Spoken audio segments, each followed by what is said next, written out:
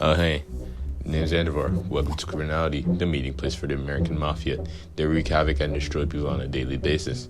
This place is also called Sector 007, as it says in the description. The people here run mad and brainless as they proceed to throw snowballs and curb stomp each other on a daily basis. This game is fairly simple. You break in, you rob, you mow down your enemies, and you go on with your day. You can get weapons from the dealers or the armories. The dealers being the guys dressed in black and being in shady alleyways or locations. The armories being way more expensive than the dealers, but not too expensive, where you just pretty much have mostly everything. Dealers may have things that are not in the armories, such as slayers and slayer swords that you can find, which are one of the best things in the game. Things such as crowbars can be bought from dealers and not from the armory because you use them to break in stuff. There are many random and helpful things that will help you in the game, such as lockpicks, which help you lockpick metal doors, vaults, and safes, and erase those, which pretty much makes you the fastest man alive. There are many places you can rob, such as the pizza place, the gas station, and much more. You get bounties for killing people, and also pick up items and weapons from trash piles. There are different types of trash piles or rarities.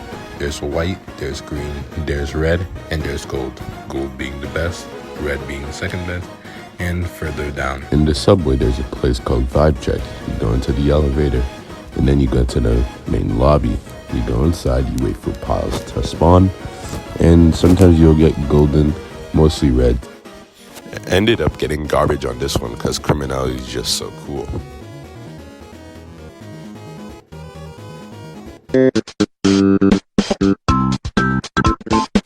First, we have the noobs who don't exactly know what they're doing right now.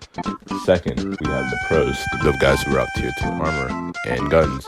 Sometimes they rock own armor with guns because that's a little bit expensive. Third, we have the slayers, the guys who spent 55,000 credits on both armor and slayer to one-tap their enemies. They mostly come in 2 or 3 people, one with guns or the same slayer, so if they happen to get down, the other guy can just finish them off. Next, we have the hacker. This guy, I don't know, he just doesn't have a life. Next is the guy who just seems to rob the whole map. He's going around the map, getting every bit of cash there is to rob, so he can fuel his addiction with more stuff to buy in the dealers or the armories.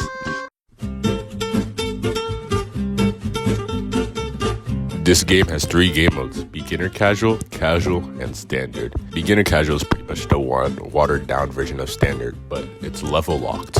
So players 1 to 10 can only play. So it's for new players, it's for noobs. Casual is just the same thing as beginner casual, but it's not level locked. So if you see a high level, run.